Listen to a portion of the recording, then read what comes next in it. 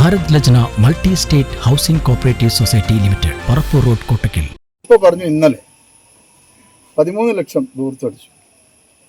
ഈ സ്പെയിനിൽ മാത്രമല്ല പോയത്, നമ്മൾ വിവിധ രാജ്യങ്ങളുമായി കായിക കരാറുകൾ ഒപ്പുവെക്കുന്നു. ഇപ്പോൾ ഓസ്ട്രേലിയയുമായി വെച്ചിട്ടുണ്ട്, ക്യൂബയുമായി വെച്ചിട്ടുണ്ട്. അങ്ങനെ ഓരോ രാജ്യങ്ങളുമായി നമ്മൾ നിരവധി കരാറുകൾ ഇപ്പോൾ നിലവിലുണ്ട്. ഇതിൻ്റെ ഭാഗമായിട്ടാണ് സ്പോർട്സ് പോളിസി നമ്മൾ കൊണ്ടുവന്നത്.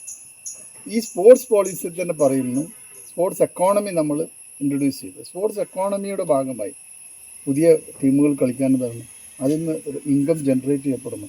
അതാണ് സ്പോർട്സ് എക്കോണമി. ഇതിൻ്റെ ഭാഗമായിട്ടല്ലേ നമ്മൾ അർജൻറ്റീന കൊണ്ടുവരുന്നത്. അപ്പോൾ അതവിടെ നിൽക്കട്ടെ. നമ്മൾ കൊണ്ടുവന്ന സ്പോർട്സ് പോളിസി കേന്ദ്ര ഗവൺമെൻറ് അംഗീകരിച്ചു. നിങ്ങൾ ആ 2 സ്പോർട്സ് പോളിസി എടുത്ത് നോക്ക്, ഇത് രണ്ടും ഒന്ന് തന്നെ. അപ്പോൾ ഇത്തരം കാര്യങ്ങൾ വേറെ ചെയ്യുന്നു. വിദേശ രാജ്യങ്ങളുമായി കായിക രംഗത്ത് നമ്മൾ ടൈപ്പ് ഉണ്ടാക്കുന്നു. ഇതിൻ്റെ ഭാഗമായി നടത്തിയ ഒരു യാത്രയുടെ കാര്യമാണ്. അത് മന്ത്രി ഒറ്റയ്ക്ക് പോയതല്ല, മന്ത്രിയുടെ കൂടെ ബന്ധപ്പെട്ട സ്പോർട്സ് അതോറിറ്റിയുടെ ആളുകളുണ്ടായിരുന്നു. അപ്പോൾ അവർ പോയി വരുമ്പോൾ അതിൻ്റെ ചെലവുണ്ട്. ഒരു മന്ത്രി മാത്രമാണ് യാത്ര ചെയ്യുന്നത്. ഇന്ത്യയിലെ എല്ലാ സ്റ്റേറ്റിലും ഏതെല്ലാം മന്ത്രിമാർ പോകുന്നു. പ്രധാനമന്ത്രി എത്ര കോടി രൂപയുടെ യാത്രാ ചെലവുണ്ടാകും, എന്താ പറയുക. അപ്പോൾ ഇതെല്ലാം നിൽക്കുമ്പോൾ ചെറിയ ചെറിയ കാര്യങ്ങൾക്ക് അനാവശ്യമായിട്ടുള്ള വാർത്ത സൃഷ്ടിക്കുന്നത് ശരിയാണോ എന്നുള്ളത് പല ചാനലുകളും ഒന്ന് ആലോചിക്കുന്നുണ്ട്. ഇവിടെ ഒരു സ്പോൺസർ പണം വെക്കുന്നു, അവരെ കൊണ്ടുവരാൻ ശ്രമിക്കുന്നു, അവർ വാഗ്ദാന ലംഘനം നടത്തുന്നു. അത് ഇപ്പോൾ ഒരു ചാറ്റിലൂടെ പറയുന്നു അത് കരാർ ലംഘിച്ച് കേരളമാണ്. ഇതിന് ഉത്തരം ഇപ്പോഴല്ല പറയേണ്ടത്, കൃത്യമായി തന്നെ ഇതിനൊക്കെ ഉത്തരമുണ്ട്. അത് അതിൻ്റെ നടപടിക്രമങ്ങൾ പൂർത്തീകരിക്കുമ്പോൾ അതിൻ്റെ ഉത്തരം പുറത്തു വരും ചെയ്യും. ഇനി മറ്റൊന്ന് പറഞ്ഞുതരാം. ഞാൻ ആദ്യം പറഞ്ഞ കാര്യം തന്നെയാണ്. നിങ്ങൾ പറഞ്ഞ 2 കാര്യങ്ങൾ ഇല്ല എന്ന് പറഞ്ഞ് 2 ഇപ്പോൾ ആയിക്കഴിഞ്ഞു, ഉണ്ട് എന്ന് വന്നല്ലോ. അതേപോലെ തന്നെ ഇതിൻ്റെ വസ്തുത എന്താണെന്ന് അത് വരും, അപ്പോൾ പറയാം. ഇതിനിടയിൽ നിങ്ങളിങ്ങനെ വന്ന് ചോദിക്കുന്നു. സത്യത്തിൽ മറ്റൊരു വാർത്തയും ഇത്ര പ്രാധാന്യമുള്ളൊരു വാർത്തയാണ് ഇത് തന്നെ. നമ്മൾ ഇതൊരു പന്തളി നടക്കുന്നു. പന്തളിക്ക് വേണ്ടി ബന്ധപ്പെട്ട ലോക ചാമ്പ്യനായിരുന്ന ഒരാളെ കൊണ്ടുപോകാൻ ശ്രമിക്കുന്നു, അവർക്ക് പണം കൊടുക്കുന്നു, അവർ സമയം മാറ്റി ചോദിക്കുന്നു, അത് നമ്മൾ അനുവദിക്കുന്നു.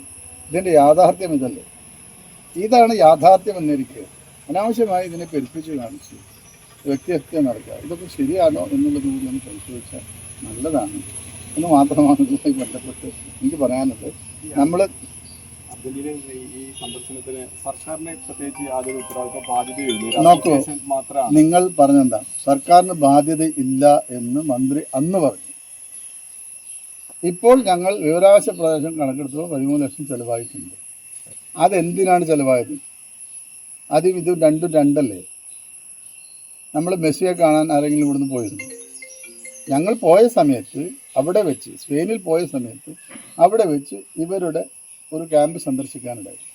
നമ്മൾ അന്ന് ആഗ്രഹിച്ചെന്താ, കോഴിക്കോട് വരുന്ന അന്താരാഷ്ട്ര സ്റ്റേഡിയത്തിൽ അർജൻറ്റീന പോലുള്ള, അർജൻറ്റീന എന്ന് നമ്മൾ തീരുമാനിച്ചില്ല, അർജൻറ്റീന പോലുള്ള ലോക നിലവാരമുള്ള ഫുട്ബോൾ ക്ലബ്ബുകളുടെ ഒരു പരിശീലന കേന്ദ്രം ആരംഭിക്കാം.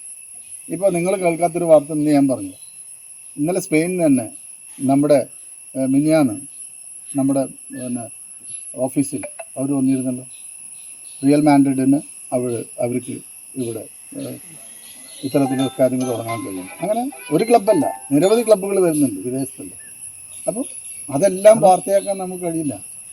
ഇത്തരം ലാലിഗ എന്ന് പറയുന്ന രാജ്യത്ത് തന്നെ ലീഗ് മത്സരങ്ങൾ നടത്തുന്ന ഒരു കമ്പനിയുണ്ട് സ്പെയിനിൽ. സത്യത്തിൽ അവരെയാണ് ഞങ്ങൾ കണ്ടത്. ഒന്ന് അതായിരുന്നു നമ്മുടെ ലക്ഷ്യം. കേരളത്തിൽ, ഇന്ത്യയിൽ ആദ്യമായി നടപ്പിലാക്കാൻ പോകുന്ന കോളേജ് ലീഗ്, അതിൻ്റെ ഏറ്റവും നല്ല നടത്തിപ്പ് എങ്ങനെയാണ്? കാരണം ഒരു രാജ്യത്ത് തന്നെ നമ്മൾ ആദ്യമായിട്ടാണ് ഒരു കോളേജ് ലീഗ് നടപ്പിലാക്കുന്നത്. അതിപ്പോൾ നടന്നു കഴിഞ്ഞു. അപ്പോൾ അതുമായി ബന്ധപ്പെട്ട് അവർക്ക് ഏതെങ്കിലും സ്കീമുകളുണ്ടോ? നമ്മളെ സഹായിക്കാൻ കഴിയുന്നു. ഇത് ടാലൻറ്റ് കണ്ടെത്തുന്ന ഒരു കാര്യമാണ് കോളേജ് ലീഗ്. ലാലിഗ എന്ന് പറഞ്ഞാൽ ഏറ്റവും നല്ല പ്രീമിയർ ഫുട്ബോൾ നടത്തുന്ന ഒരു ആളുകൾ, ഒരു കമ്പനിയാണ്. അവരുമായി സംസാരിക്കും. അതും അവിടെ നിന്ന് ഉണ്ടായതാണ്. അതെന്താ വാർത്തകളാവാത്തത്? അപ്പോൾ ഇതെല്ലാം അന്ന് വസ്തുത എന്നിരിക്കെ അനാവശ്യമായിട്ടുള്ള ഇത്തരം വാർത്തകൾ സൃഷ്ടിക്കരുത് എന്നുള്ള അഭ്യർത്ഥന ഉണ്ട്. ഇത് ആരെങ്കിലും എന്തു പറയുന്ന ഒരു വാർത്ത എടുത്ത് പറയുന്നു. ഇപ്പോൾ ലിയാൻഡ്രോ, എൻ്റെ കയ്യിലുള്ള ലിയാൻഡ്രോയുടെ ഈ ഒരു സാധനം മെമ്പർമാരുടെ നിക്ഷേപങ്ങൾക്ക് ഉയർന്ന ലാഭവിഹിതം നൽകുന്ന കേന്ദ്ര സർക്കാർ സഹകരണ സ്ഥാപനം Bharat Lajna multi state housing cooperative society limited, Parappur road, Kottakkal.